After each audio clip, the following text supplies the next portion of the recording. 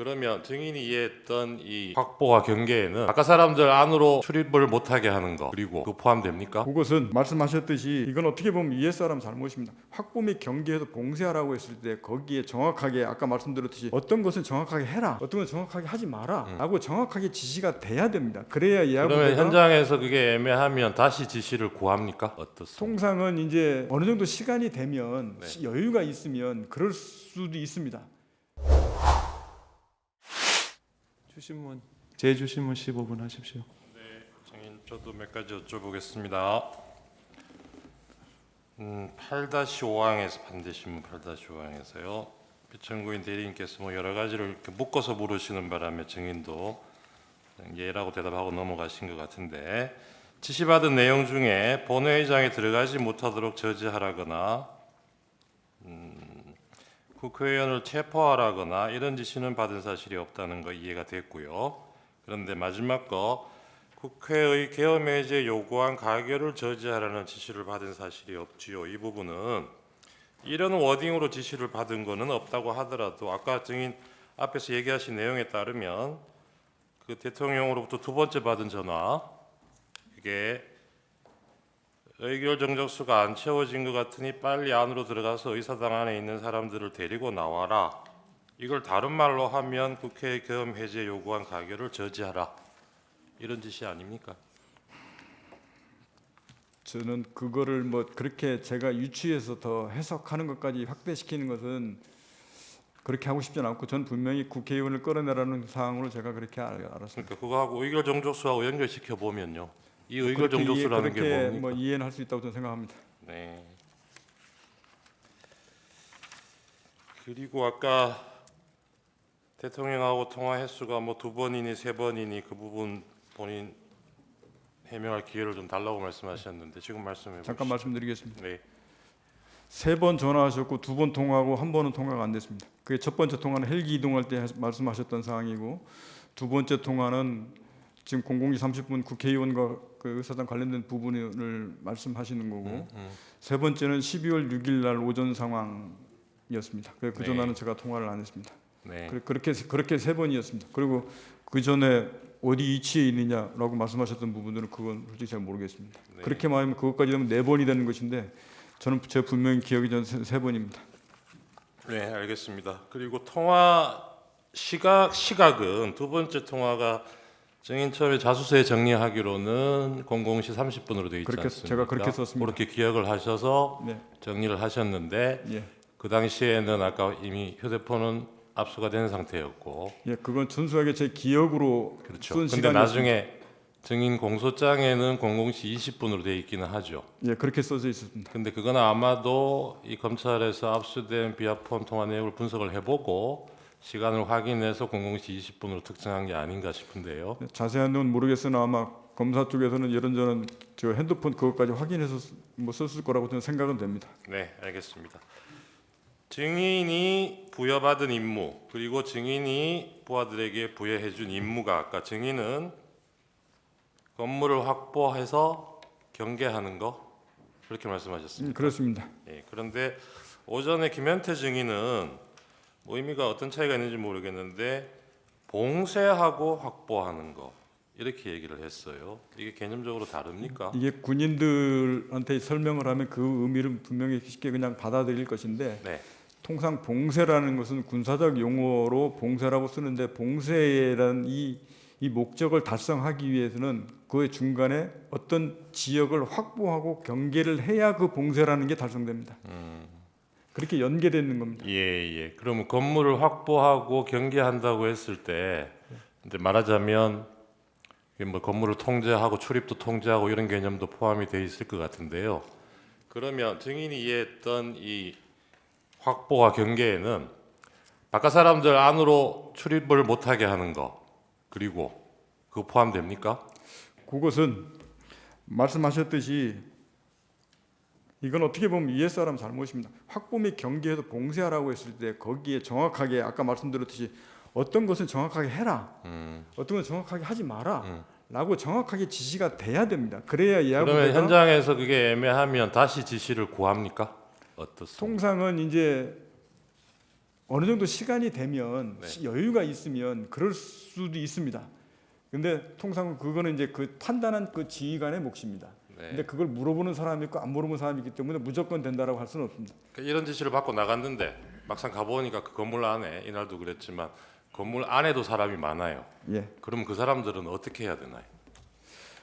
그래서 707 수임단장이 확보 및 경계해서 봉쇄하라고 하다 보니 정면에서 그 출입문 봉쇄가 안 되니까 제가 알기로는 그 안쪽으로 들어가서 이제 봉쇄하려고 시도를 했던 것으로 합니다.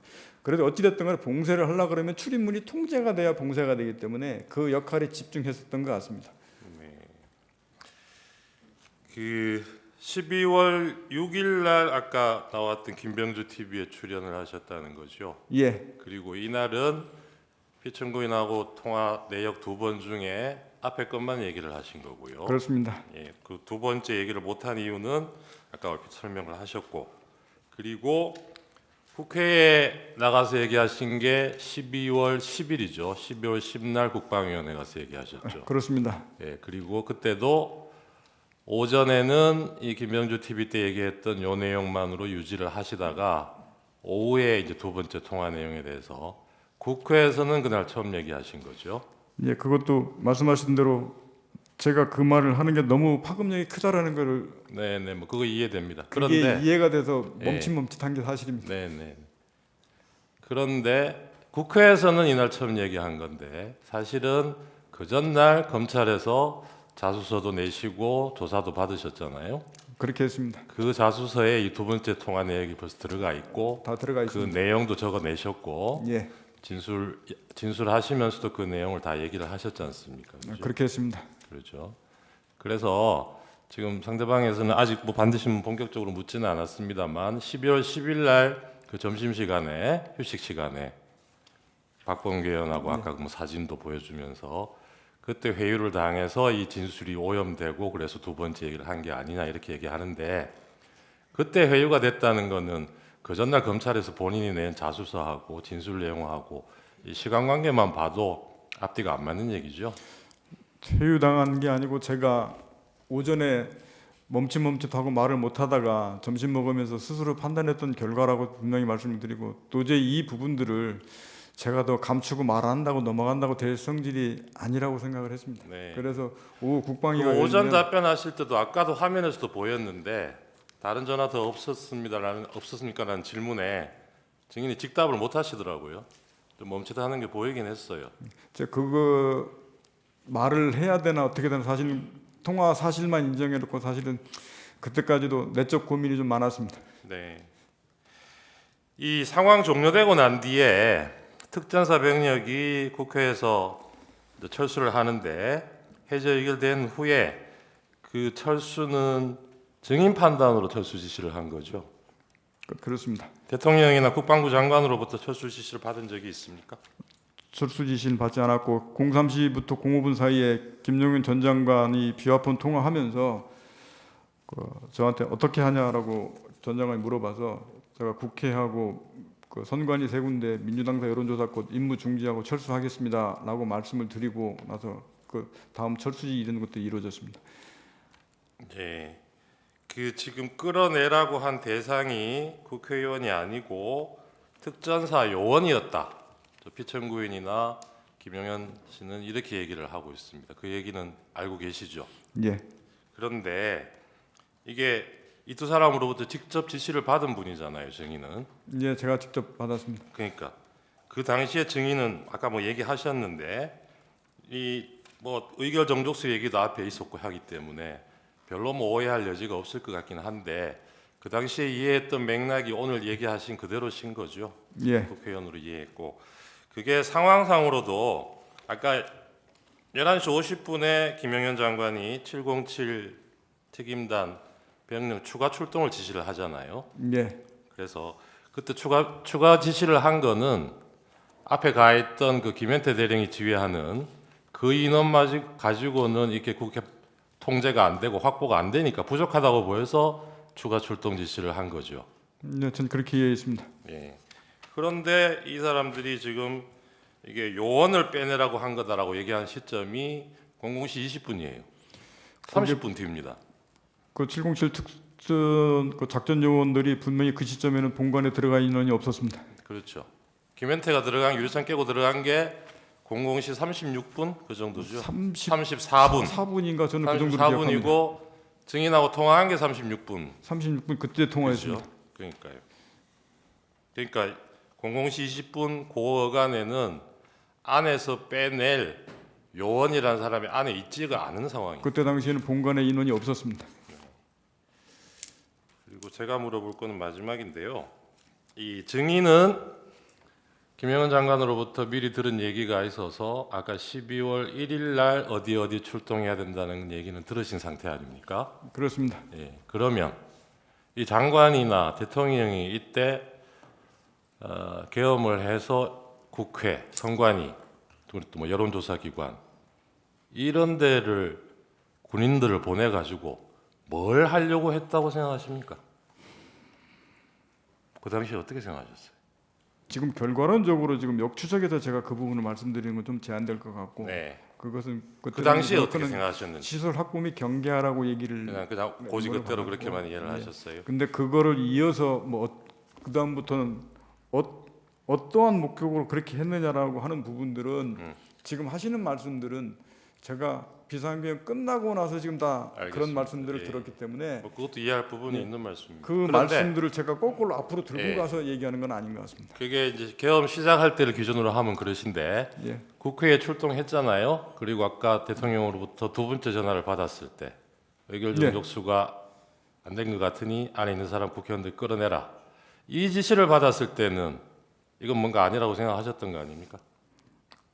그래도 논의하면서 여러 가지 이게 가능하냐 실현 이런 부분들 따지다가 그래서 이거는 안 된다고 판단해서 중간에 들어가는 것을 멈춘 겁니다. 예, 그게 그 당시 안에 들어가 있는 이 특전사 부대원들 숫자가 얼마 되지도 않고 해서 물리적으로 어떻게 하는 게 가능했는지 어떤지도 뭐 좀 의문이 있는 상황이긴 한데 어쨌든 증인이나 증인의 그 부하들인 여단장들하고 특임대장하고 상의한 결과 논의한 결과 이 지시는 따르기가 어렵다.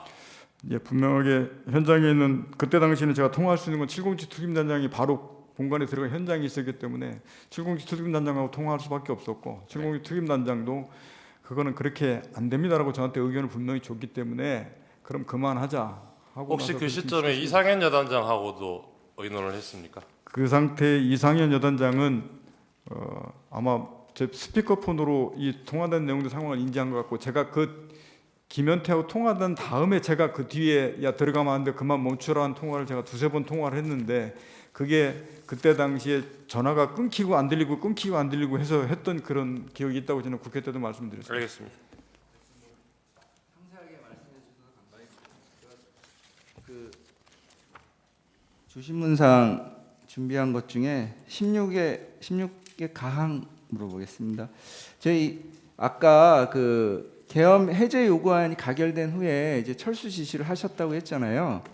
그 후에 그 1시간 정도, 그러니까 24년 12월 4일 02시 13분경, 그러니까 1시 3분경에 국회에서 의결이 됐고 그 2시 13분경에 김영현 전 국방부 장관이 증인에게 전화해가지고 중앙선관위에 다시 병력을 투입할 수 있냐 이렇게 물어본 적이 있습니까? 예, 그렇게 해서 제가 그 다음도 안 된다고 얘기했던 사항들 제가 알고 있습니다. 예. 그리고 그날 이제 03시 23분경에 김영현 장관이 VTC 화상회의를 했는데 증인도 그때 같이 봤어요? 예, 그때 같이 듣고 있었습니다. 예. 그래서 뭐 우리 군이 군 통수권자인 대통령님의 명을 받들어 임무를 수행했습니다. 그러나 중과부적으로 우리가 원하는 결과가 되지 않았지만 그래도 우리는 우리의 할 바를 다했다고 생각합니다. 여러 가지 어려운 여건에서 임무를 완수해 준 우리 수방사, 방첩사, 특전사, 증인이 책임자죠. 지작사, 그리고 여기 함께하고 있는 우리 지통실 참모들, 합참 의장님 포함해서 모든 분들께 고맙게 생각합니다. 수고했습니다. 이런 취지의 내용을 뭐 워딩을 하나하나 다 기억은 못하겠지만 증인 특전사가 언급된 이런 내용을 들은 게 맞습니다. 예, 그런 의미의 중과부적, 뭐 대통령님 명을 받들어 이런 단어들은 생각이 납니까? 생각납니다. 예. 이만 마치겠습니다. 네. 고맙습니다. 제 반대 신문 15분 하십시오.